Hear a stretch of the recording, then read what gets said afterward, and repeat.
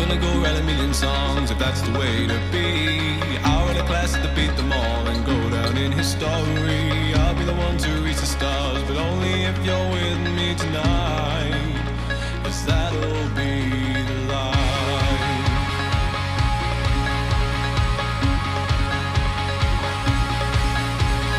I'm gonna go write a million songs if that's the way to be. I'll write a classic to beat them all and go down in history. I'll be the one to reach the stars, but only if you're with me tonight, 'cause that'll be the life.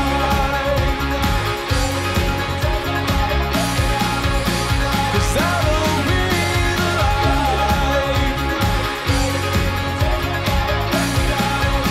'Cause that'll be the life. Hello again and welcome to episode 45 of Main Street Martin and our late summer 2024 week in Malta, staying in the coastal resort of Sliema. And today we're starting here, awaiting a ferry to take us to Valletta. So this is the ferry terminal. Just €2 to go from here to Valletta. If you're new to the channel, in previous episodes amongst the places we've been have included Walt Disney World, Disneyland Paris, various other theme parks in the United States and Europe, as well as other holidays in Mexico, Portugal and Spain. We've also cruised on various princess ships which have provided Mediterranean cruise series in places like Marseille, Rome, Naples and Athens. Don't forget you can check out all of our previous episodes right here on the channel, and if you enjoy any of the videos, please make sure you click on the like button, ring that notification bell to be informed of any future videos, and if you can, please help the channel by subscribing.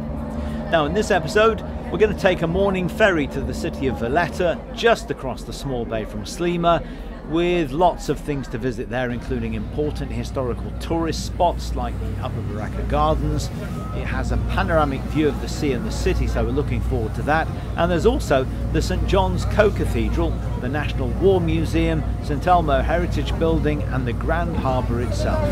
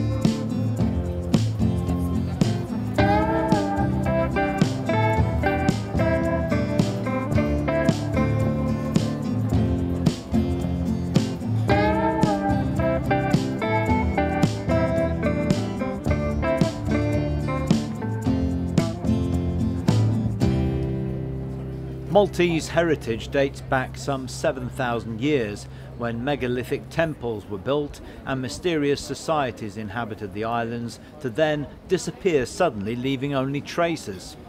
Malta is supposedly one of the first countries to have embraced Christianity following the shipwreck of St. Paul in 60 AD. Now there are 365 churches scattered around Malta, and you'll find at least one in any village main square.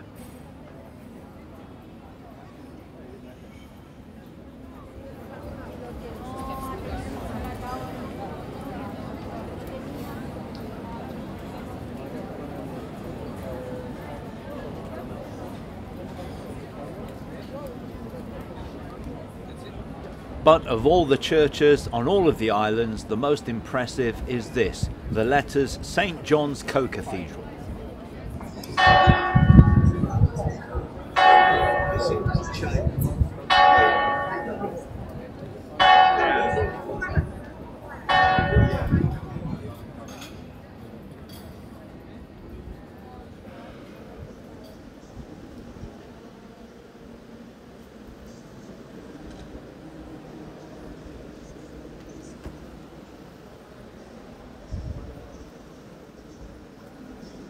So while we're inside, to be respectful, I won't speak too loudly. But just to tell you that it costs 15 euros for adults to come in, 12 euros for seniors. Children under 12 come in free. You must have your shoulders covered, and if you don't wear anything with your shoulders covered, then they'll give you something to cover your shoulder area. Incidentally, stilettos aren't allowed either inside. Backpacks have to be worn on the front for safety reasons as much as anything. But if you come to Valletta, you really must come and have a look. It's absolutely stunning.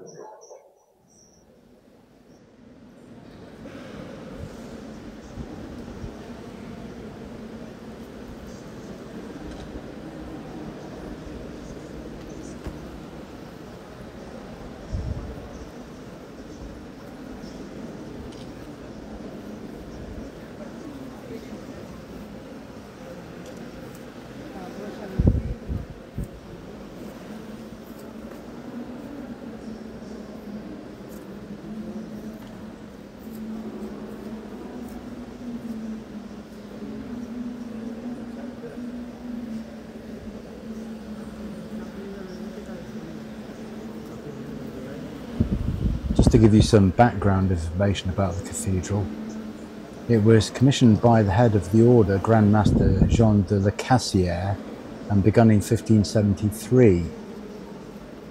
The cathedral was actually consecrated in honour of St. John the Baptist in 1578, and then in the 17th century, Mattia Preti and other skilled artists gave the interior major renovation, I suppose. And that was when the Baroque theme was introduced.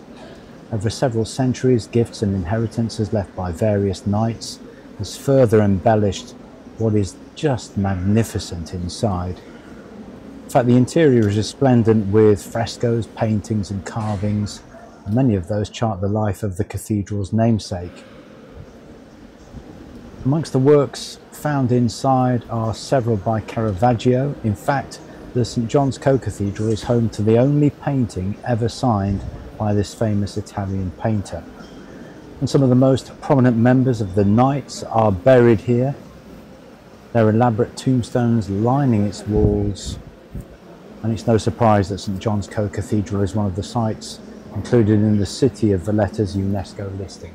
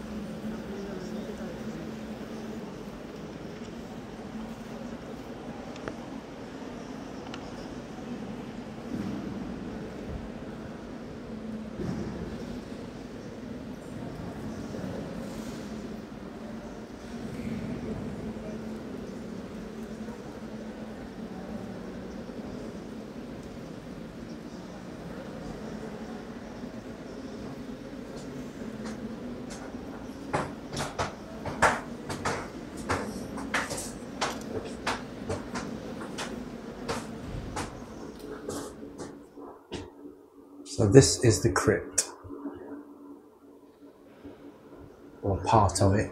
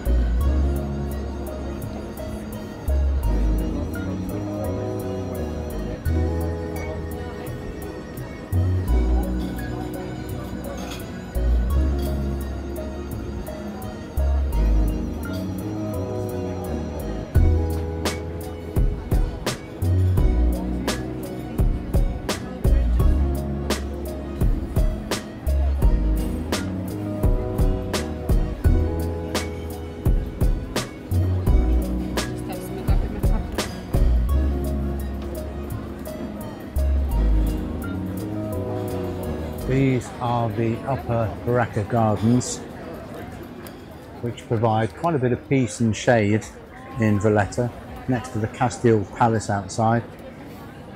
They offer fantastic views of the Grand Harbour, as well as 2 or 3 of the other cities on Malta and the breakwater itself. And the gardens are actually built on the top of a bastion on the highest point of Valletta. They date back to 1661, when this was a private garden for the knights. It wasn't until about 150 years later that the gardens opened to the public. As we walk round, you'll see there are a number of statues and monuments here, including a bronze group called Les Gavroches and a statue dedicated to Winston Churchill. It's worth remembering, every day at noon, which we've missed today, members of the Malta Heritage Society, dressed in British artillery uniforms, fire a gun salute.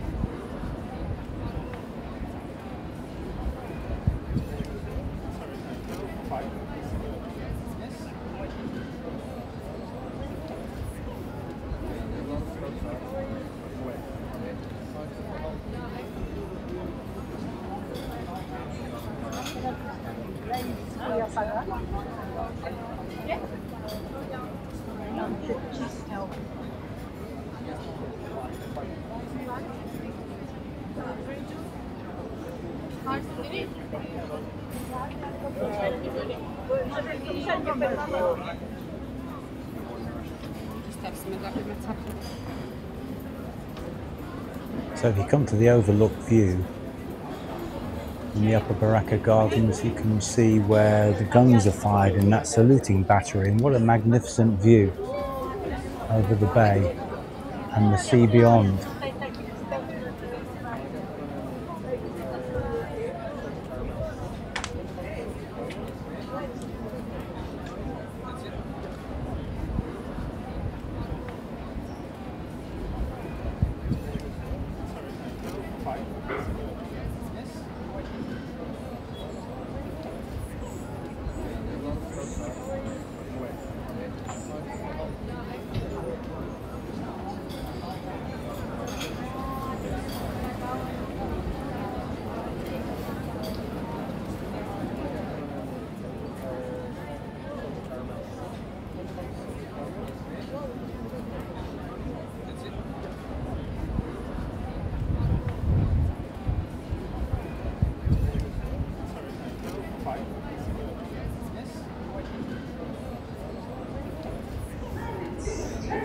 So here we are at the Grand Master's Palace.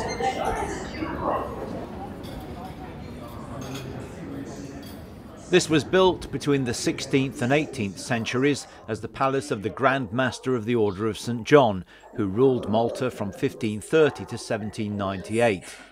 When the knights were expelled by Napoleonic France, it became the National Palace. During the period of British rule, beginning in 1800, it was the Governor's Palace. As an official royal residence, it was often used by British sovereigns for major events during their stay in Malta. The palace currently houses the office of the President of Malta.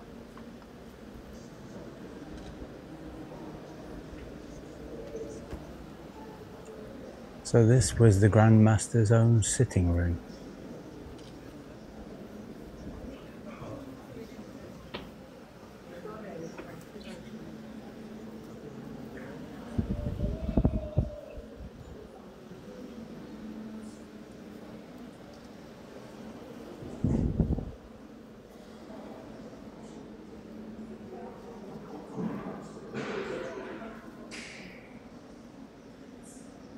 And when you take a look inside, you'll see that part of the palace's restoration enabled the reinstatement of the historic armoury in its original hall. That's the former Parliament chamber.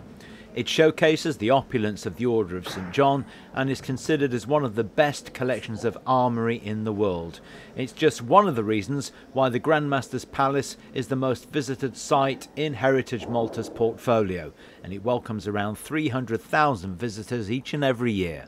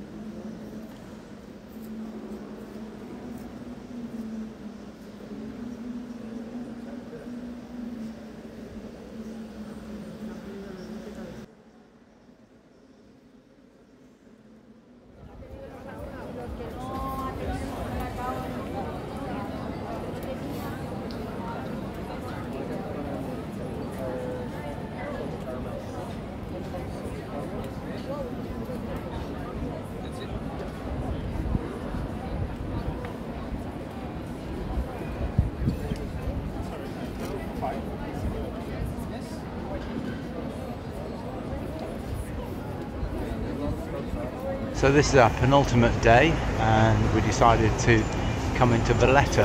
After a stormy morning, the sun came out, everywhere dried up within a few minutes, and it's another beautiful day. Just look at this fountain.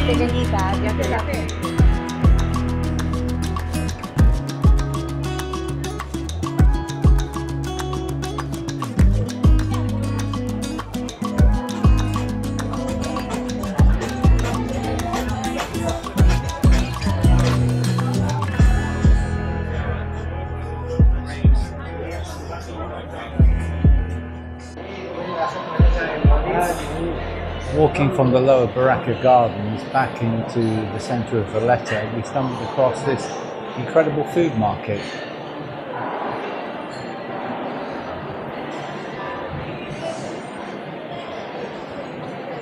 As you can see, it's on several levels. There's all sorts of food to choose from. One thing I would recommend is if you do come to Valletta, just don't get on a hop-on, hop-off bus and go to the tourist sites. Just explore the city. It's full of character, so many things to see and do. And if you don't walk around on foot, you just don't find them.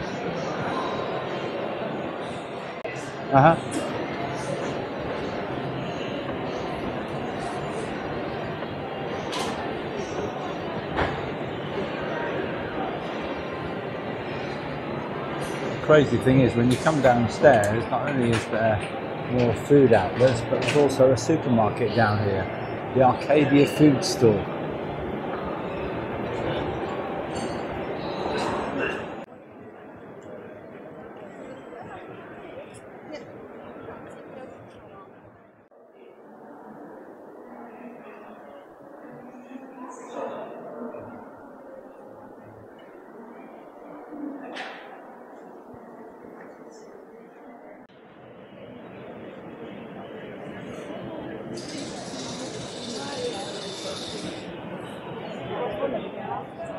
Everywhere we've been over the past few days in Valletta, they're filming. They were filming earlier in the Baracca Gardens. They're filming here as well. No idea what it's for. There are quite a few different film sets all over Valletta today and over the past couple of days.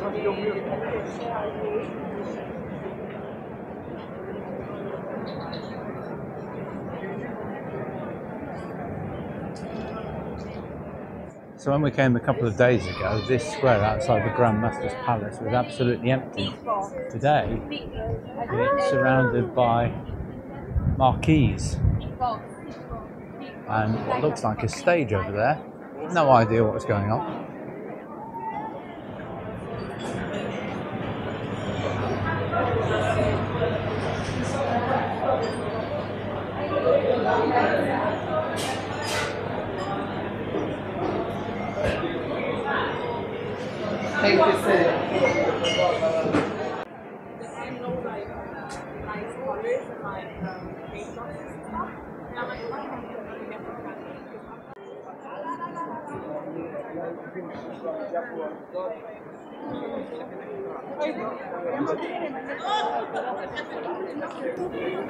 I think one of the things I like about Malta, certainly Valletta, is the way that it's a living monument.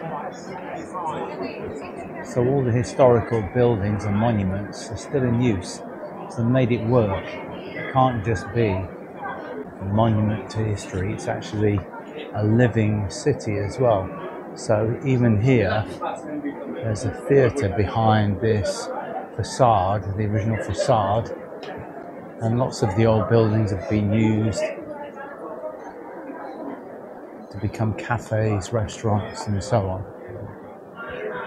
But everything's been done sympathetically so that the history isn't lost, but it's maintained within a living city.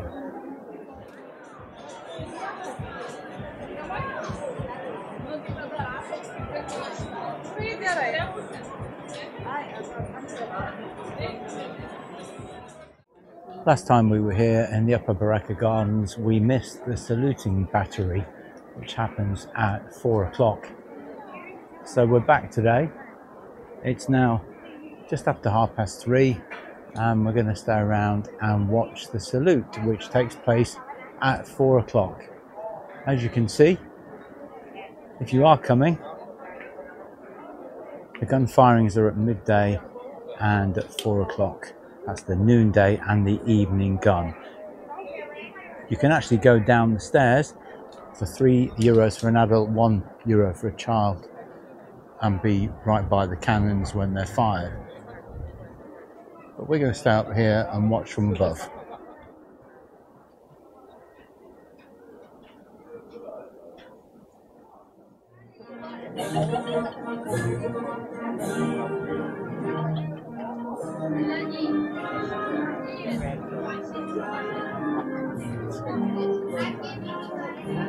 What I would say is if you do come here, make sure you get here early.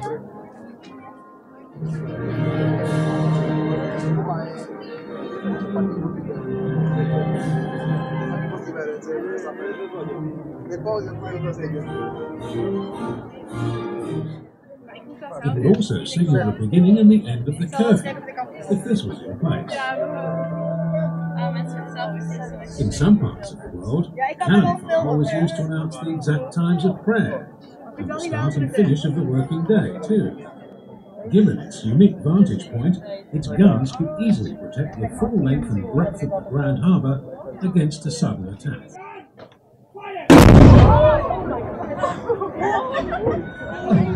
Hey, ladies and gentlemen, I hope the cannon was loud enough for you, obviously for some. And sorry about the smoke. Can we have a big round of applause, please, for our gunner this afternoon, Joseph?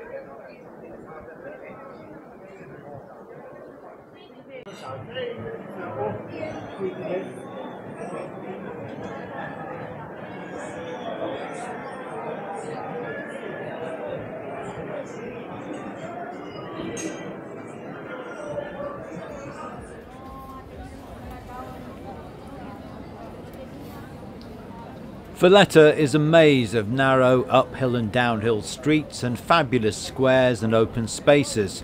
It was while we were exploring the streets that we came across the Church of St Paul's shipwreck. It's one of the oldest churches in Valletta and was built to mark St Paul's shipwreck on Malta as described in the New Testament. It was completed in December 1582 and rebuilt in Baroque style in 1885. It's home to many stunning art pieces by various artists, and if you're in the city on the 10th of February each year, the feast day, that's when the statue of St Paul is taken out of the church to be seen around the city.